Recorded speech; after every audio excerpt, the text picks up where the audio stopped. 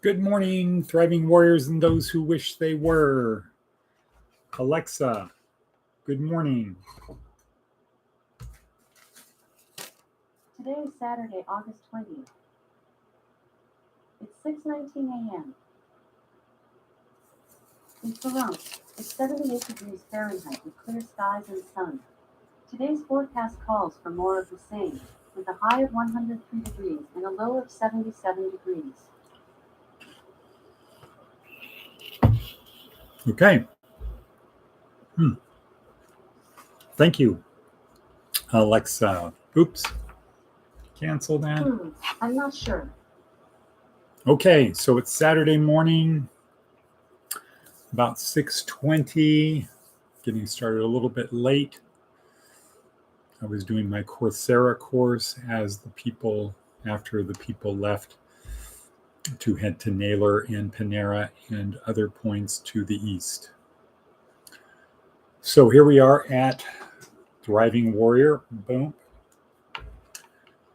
Career Services Department, where we are here to help you get from where you are to point A to point B, where you are to someplace better.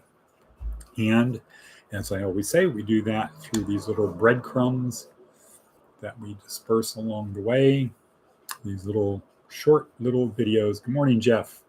These short little videos of important information that you can use to help you move further along.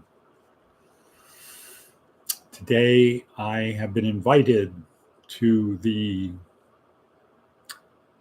men's breakfast for the Christian church. Right. I know, right. Me being invited to that. Wow. But as I said to them, if you invite me, I'm going to come.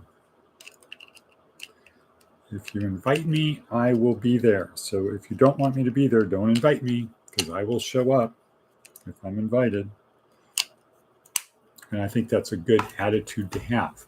If somebody invites you, go. Don't have an attitude of, well, let me think about it. What else do I have to do today? What else can I do? No, just go.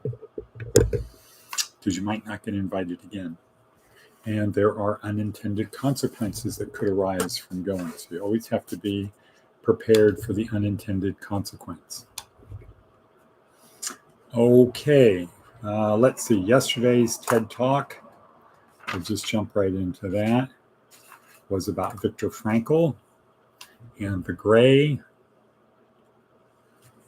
And our book, the State Pen workbook that we use.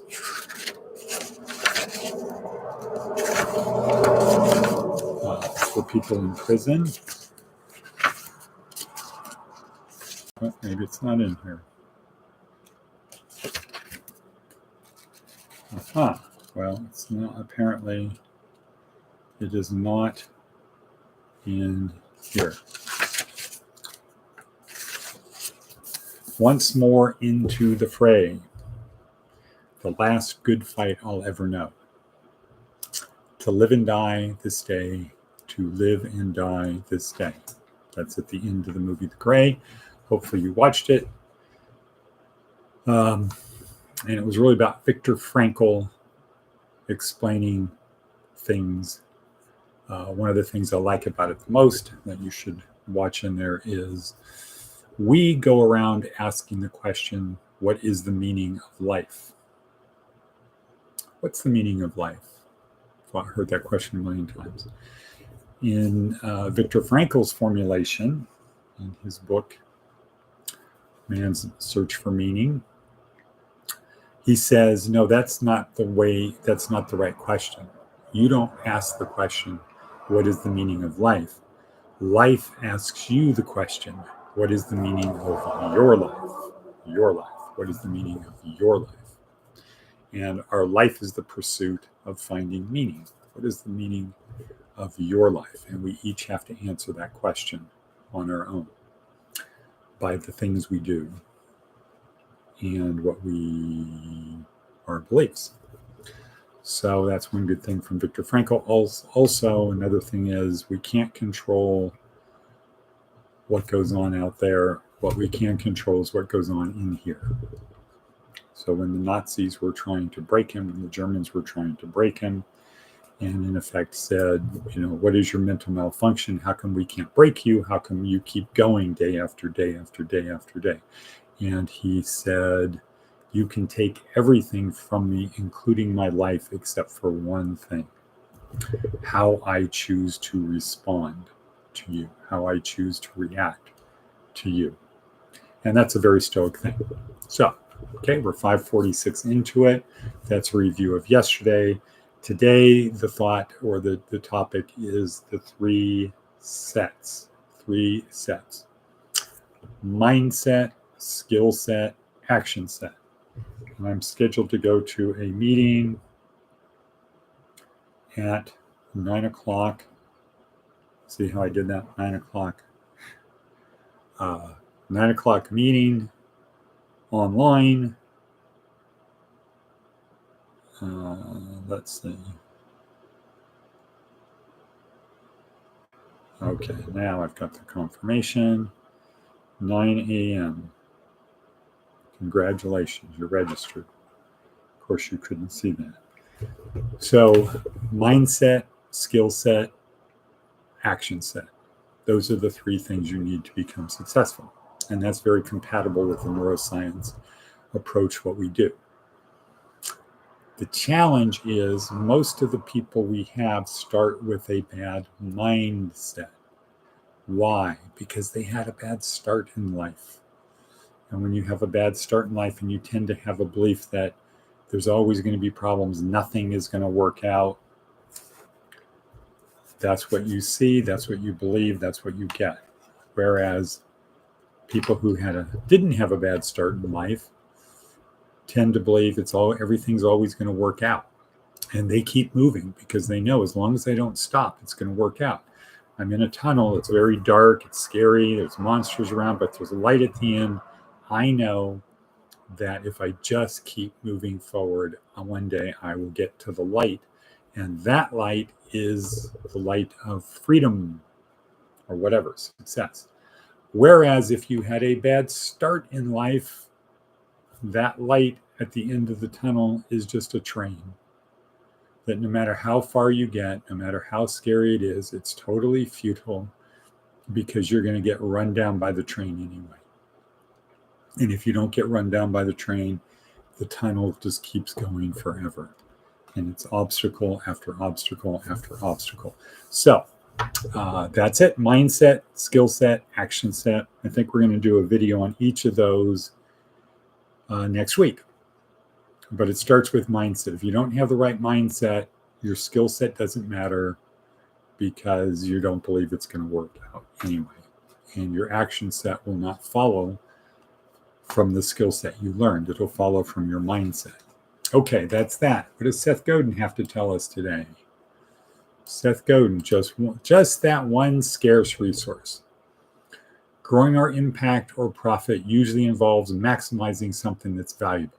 And things that are valuable are often scarce. Finding the one thing that is at the heart of our value scarcity matrix makes it much easier to focus your energy on strategic decisions. So finding that one thing.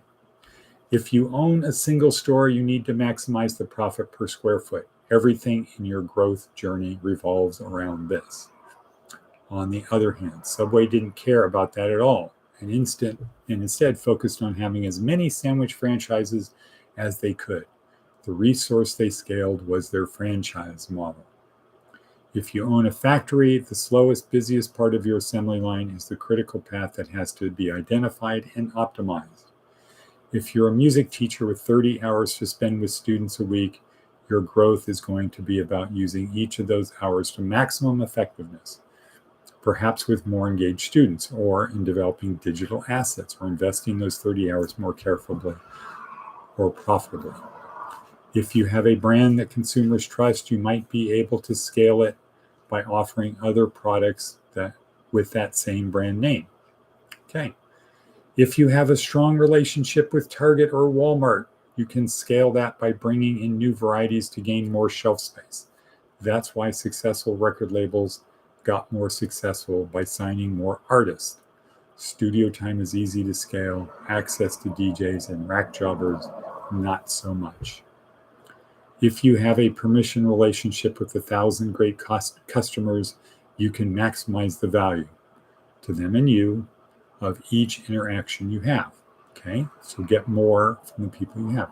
And if you're seeking to change the culture, you could focus on how to get your one precious and scarce agenda to become a movement. Great tie-in back to Seth Godin's How to Start a Movement, how to do that. Okay, thank you, Seth. We are at 10:50. I have to get on the road, need to make changes.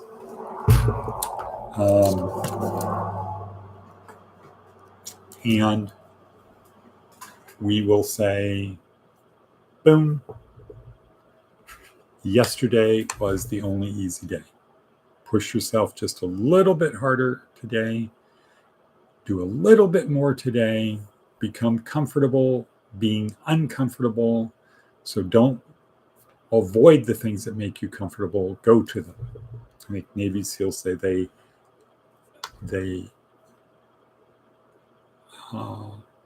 go to danger. They don't run from danger. Maybe, I don't know that they run to danger, but they don't run from danger. So become comfortable being uncomfortable. Don't compare yourself to other people. Compare yourself to who you were yesterday, and be more samurai, which means try to do things the best way you can. Focus on details. And it's 11:57. End. Cut.